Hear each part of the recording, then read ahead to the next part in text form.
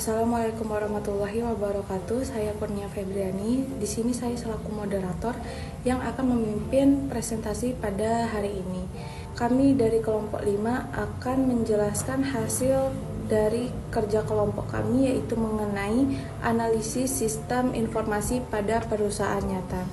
Di sini saya tidak sendiri, saya ditemani oleh dua rekan saya, yaitu yang pertama ada Nabila 1, yang kedua ada Nabila 2. Baik, saya Kurnia Febriani. Di sini saya akan menjelaskan mengenai profil perusahaan. Di sini kami mengambil perusahaan dengan nama PT Papi Mami Indonesia. Tahun berdirinya yaitu tahun 2015, bergerak di industri distributor aksesoris, berlokasi di Pasir Putih, Ruko Triarska, Blok D nomor 3. Produk dan layanan yaitu menjual berbagai aksesoris wanita. PT Papi Mami Indonesia sendiri memiliki visi yaitu menjadi distributor aksesoris wanita terkemuka yang memberikan produk berkualitas tinggi dengan desain trendy dan pelayanan yang terbaik serta memperluas jangkauan pasar. Lalu memiliki misi yaitu menawarkan produk yang berkualitas, yang kedua meningkatkan kepuasan pelanggan, lalu inovasi produk, yang terakhir yaitu ada ekspansi pasar, yaitu membangun jaringan distribusi yang luas baik secara offline maupun online. Sistem informasi yang digunakan pada PT Papi Mami Indonesia yaitu GF Akuntansi. GF Akuntansi sendiri yaitu adalah sebuah software yang memudahkan dalam operasional perusahaan dalam cadangan data. Banyak jenis sistem di GF Akuntansi, mulai dari item data, stok, barang, pelanggan, nama karyawan, penjualan, banyak barang masuk, banyak barang keluar, transaksi penjualan, dan lainnya. Sistem informasi yang digunakan untuk toko offline adalah GF Pos. GF Pos adalah sebuah software pendukung GF Akuntansi yang berdiri sendiri dengan tugas utamanya yaitu untuk mencatat penjualan eceran saja. GF Pos dapat mengimport data dan materi file dari GF Akuntansi, kemudian mengekspor dari penjualan ke GF Akuntansi. Tujuan dari penggunaan sistem informasi ini yaitu adalah yang pertama meningkatkan efisiensi operasional. Yang kedua yaitu meningkatkan kepuasan pelanggan melalui layanan yang lebih personal. Yang ketiga yaitu memudahkan pengelolaan stok dan transaksi secara real time. Sekian akan dilanjutkan oleh rekan saya. Baik, untuk penjelasan selanjutnya akan saya jelaskan. Sebelumnya perkenalkan, saya Nabila dengan NPM 231061201172. Penjelasan selanjutnya mengenai analisis SWOT, di mana pada analisis SWOT terdapat kekuatan, kelemahan, peluang, dan tantangan.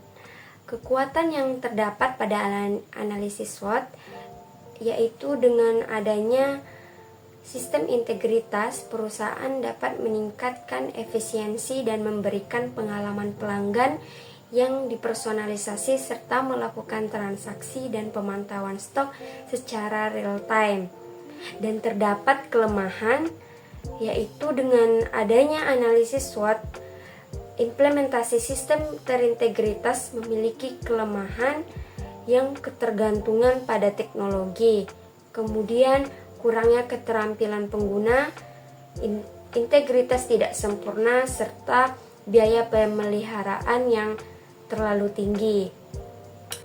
Selanjutnya terdapat peluang, di mana peluang dapat memberikan perusahaan meningkatkan jangkauan pasar, kemudian meningkatkan pengalaman pelanggan dan menawarkan layanan yang lebih personal dengan mengembangkan e-commerce, personalisasi layanan, dan hal ini dapat membantu perusahaan meningkatkan penjualan, kepuasan pelanggan, dan keunggulan yang kompetitif, serta memberikan tantangan pada perusahaan untuk menghadapi beberapa tantangan, yaitu dengan ancaman keamanan data, perkembangan teknologi yang begitu cepat, serta kompetisi yang meningkat dan perubahan regulasi. Dan hal ini dapat mempengaruhi reputasi perusahaan, efisien, operasional, dan posisi pasar jika tidak diantisipasi dan diatasi dengan baik. Selanjutnya akan dijelaskan oleh rekan saya. Baik, perkenalkan nama saya Nabila yang membacakan tentang rekomendasi perbaikan di perusahaan PT Papi Mami Indonesia. Yang pertama-tama itu peningkatan keamanan data, itu menambah lapisan keamanan data seperti sidik jari atau scan wajah gitu.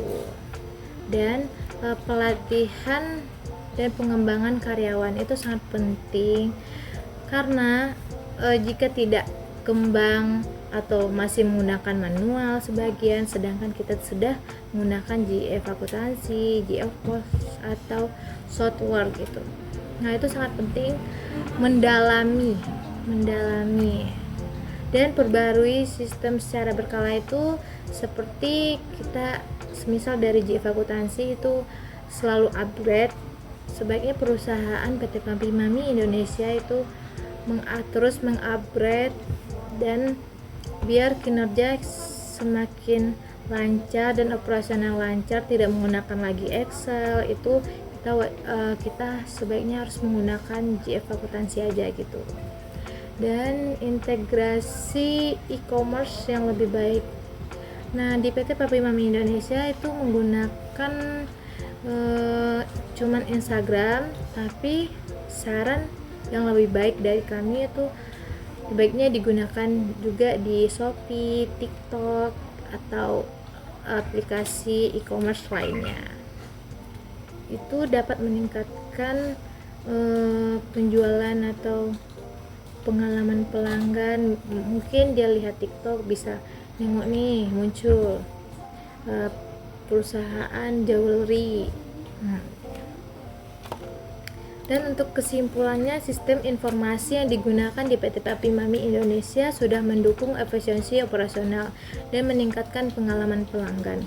Dengan meningkatkan sistem keamanan untuk melindungi pelanggan, memberikan pelatihan yang tepat bagi pihak terkait, contoh 1 orang atau 2 orang itu pelatihan yang mendalami GF akuntansi tersebut atau software tersebut, serta melakukan pembaruan dan inovasi secara rutin.